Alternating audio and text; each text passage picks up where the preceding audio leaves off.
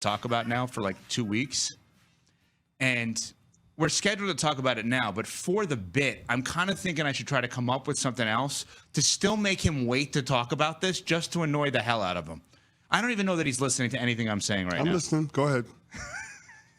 You're trying to come up with something to annoy the hell out of me. Go ahead. No, I'm saying to keep Oh, there the he is. bit I think he's going, done it, CC. He just talked.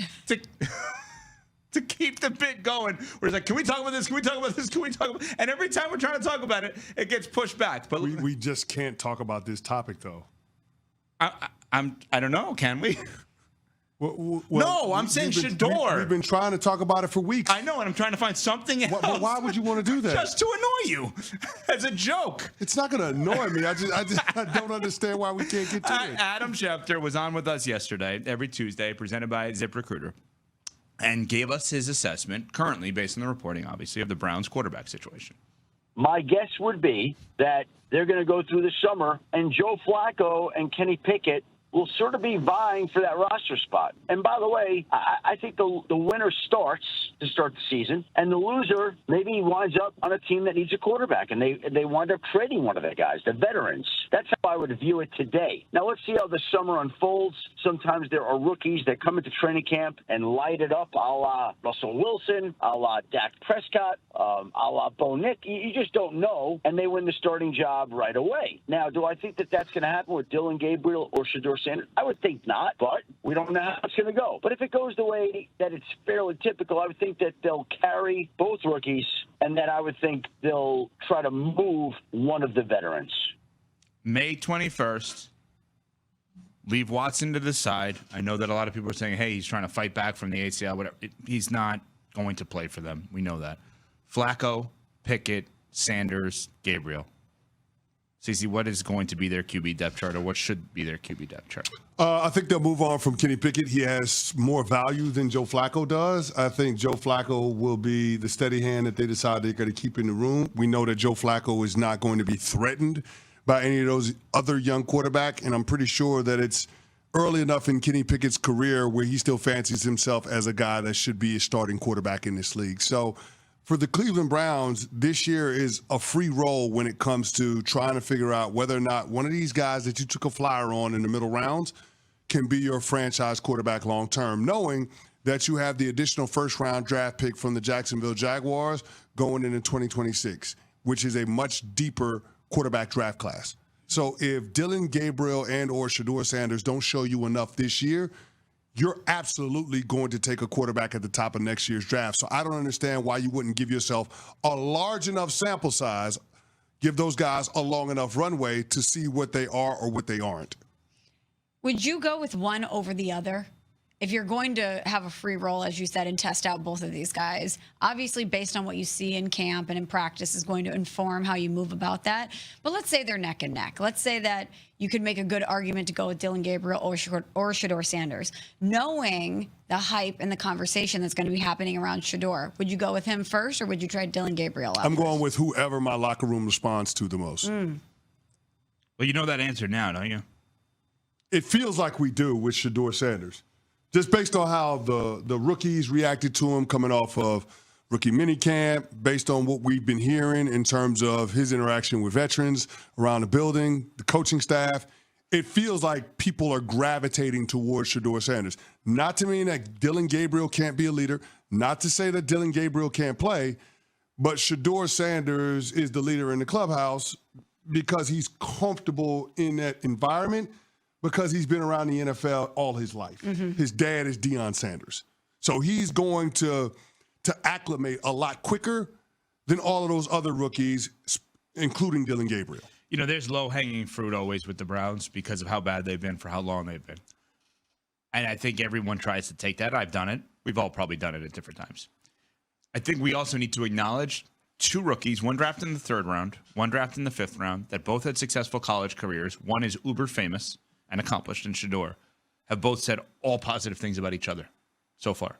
There's been nothing like competitive. There's nothing like, oh, well, Shedeur's trying to get this camp and Gabriel's trying to get this. Shedeur's buttering up Myles Garrett while Dillon Gabriel's buttering up Kevin Stefanski. And then now there's none of that. I know it's early, but let's also acknowledge these two guys are in competition and are hanging with each other and promoting each other.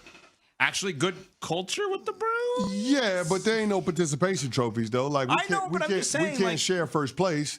Somebody's going to win the starting quarterback job, and I think that both of these guys are going to be in that conversation going into training camp. That's why I think this is the most fascinating camp battle that we're going to see in the preseason. It's going to be the starting quarterback job for the Cleveland Browns, and inevitably somebody is going to be traded, and there's going to be a surprise in terms of, you know, who ends up being the week 1 starter. Even if it ends up being Shedeur Sanders, I can't say that I expect it for the Cleveland Browns. It would be a surprise.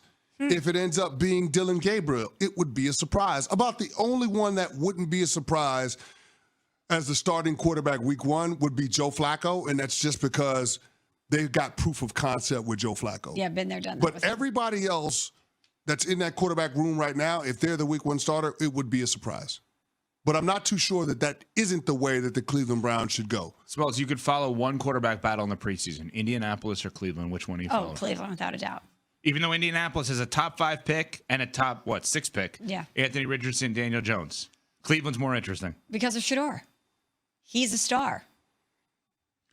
Coming up, OKC. Unflagging interest in football has now created a new opportunity for NFL players, Olympic flag football.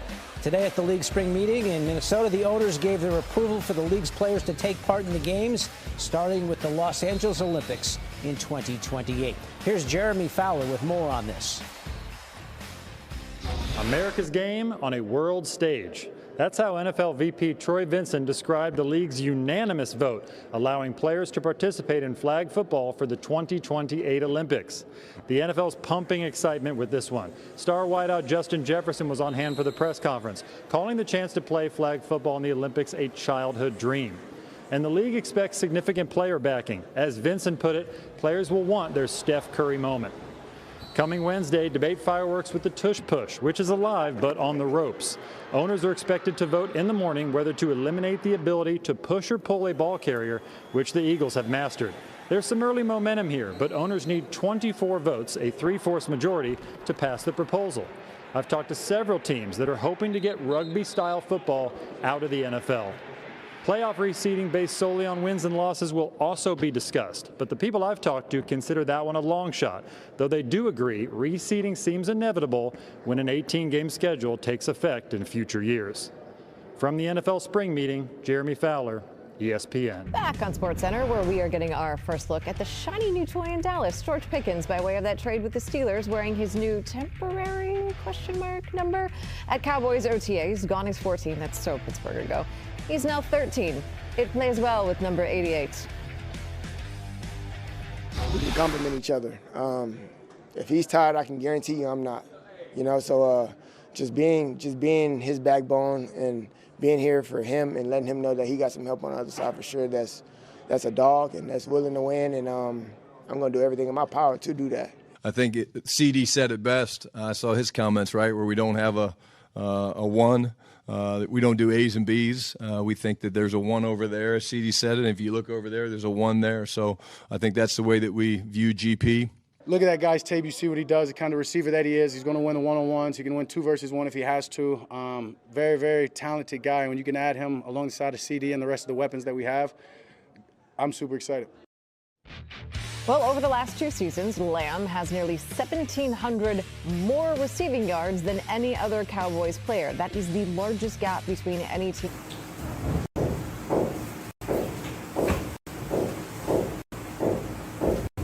Xin chào các bạn nha. Ngày hôm nay mình sẽ hướng dẫn các bạn cắt rán. Đây là con mực. Bây giờ mình sẽ hướng dẫn các bạn cắt rán luôn.